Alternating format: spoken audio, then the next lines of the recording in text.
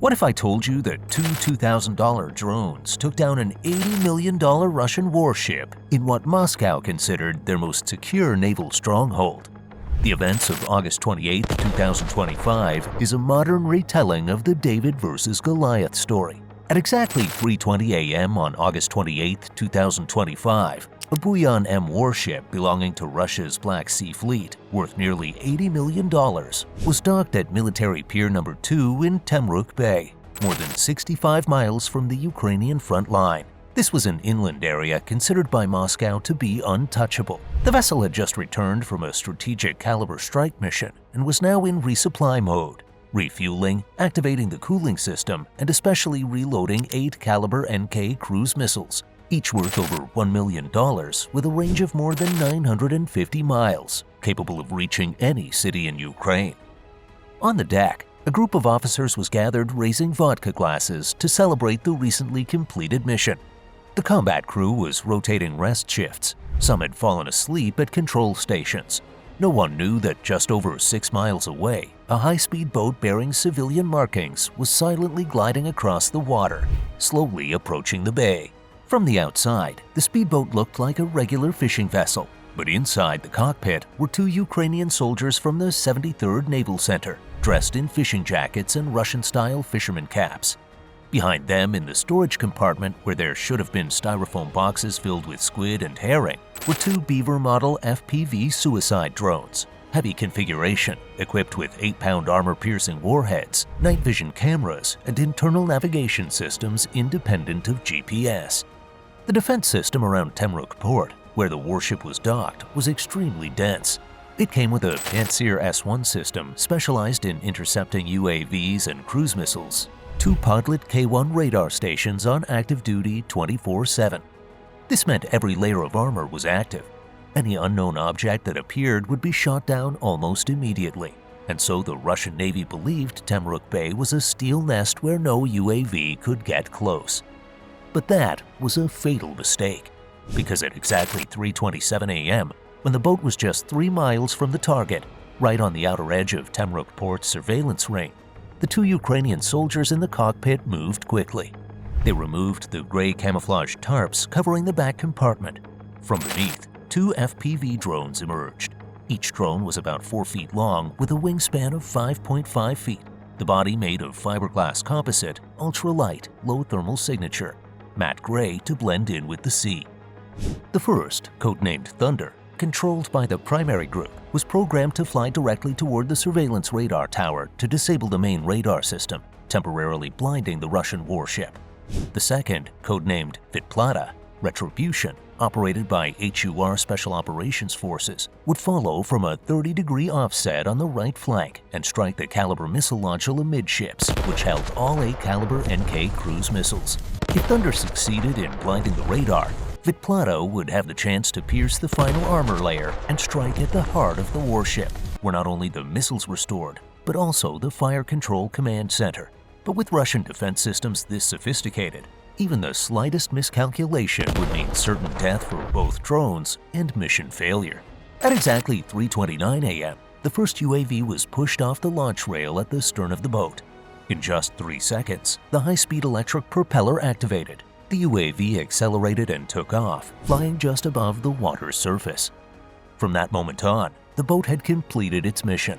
Everything that followed was entirely in the hands of 2 unmanned killing machines, guided by internal navigation algorithms, inertial sensors, and infrared cameras. Inside a control bunker near the city of Zaporizhia, a UAV operator from the primary unit stared intently at a black and white FPV screen. Everything around him was dead silent. Only the dim glow of the monitor illuminated his tense, motionless face. The radar tower loomed on the screen, a near-perfect target. The operator held his breath. The Thunder drone was closing in, just a few hundred feet to go.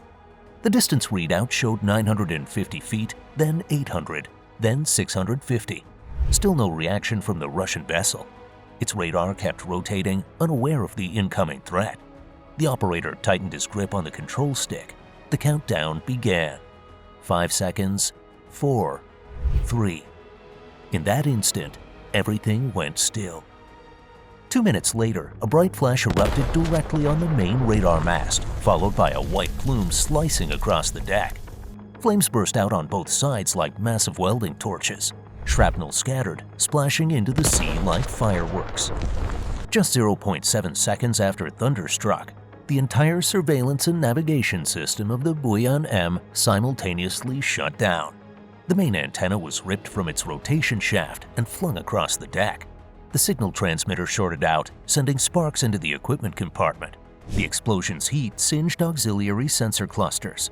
The central data processor, shielded by EMI protection, was completely knocked out.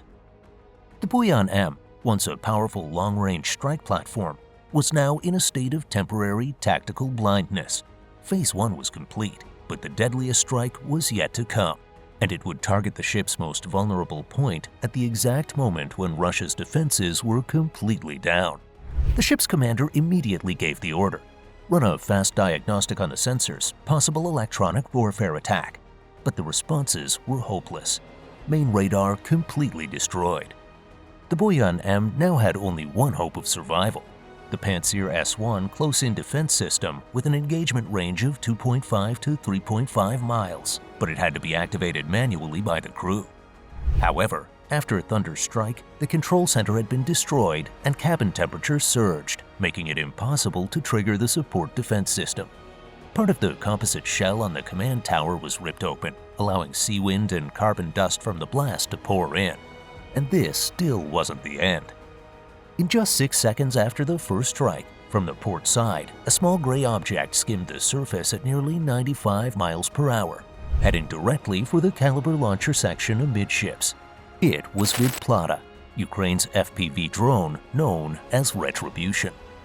Vidplata's target was the center deck, where the 3S-14 vertical launch system was located, housing up to 8 Kalibr-NK cruise missiles. In the auxiliary control room, a watch officer shouted, "Low-level object approaching port side," but it was already too late. The radar was down, the optical camera was obscured by burned dust. The Pantsir battery had not been ordered to fire. The command crew was still trying to reboot the system. The Buyan-M was now completely exposed to the second strike. The FPV feed from Vidplata captured every launch bay clearly, rectangular hatches painted in matte grayish-green, protruding from the deck like flat horizontal chimneys, arranged in parallel rows along the ship's center line. Heat signatures were visible from at least 2 launch covers. One of them, bay number 3, had its hatch open, exposing part of a Kalibr-NK already in pre-launch mode. That was the critical point Vidplata had been programmed to hit. It immediately veered in from the port side, approaching at a 25-degree angle relative to the ship's longitudinal axis. What happened next would not only cripple Russia's most advanced naval strike platform, but would send shockwaves through Moscow's entire Black Sea strategy. The next 30 seconds would prove that modern warfare had fundamentally changed forever. Exactly 3:32 a.m., Vidplata slammed straight into Launch Bay 3. A powerful explosion blew the hatch clean off. A thick column of black smoke shot dozens of feet into the air. The blast tore apart part of the center deck, steel plating bent, metal fragments scattered like shrapnel. Immediately after impact, the ship's internal fire suppression system activated. Carbon dioxide valves popped open along the deck. Compressed gas was sprayed in bursts to extinguish flames and reduce heat, but it was already too late. Fire spread into the secondary electrical bay. The launch control module was incinerated. The 2 adjacent launch bays overheated rapidly. The risk of a secondary explosion couldn't be ruled out. And above all, the ship had completely lost its combat capability.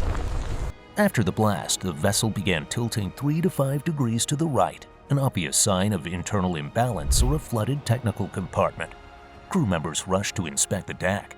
Emergency valves were sealed. The entire defense system was switched to manual mode.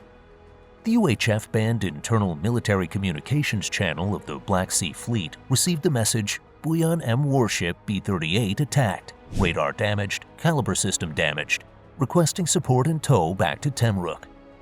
Less than 7 minutes after the dual strike, the Buyan-M had completely lost its combat capability and was forced to withdraw from its active post in Temryuk Bay.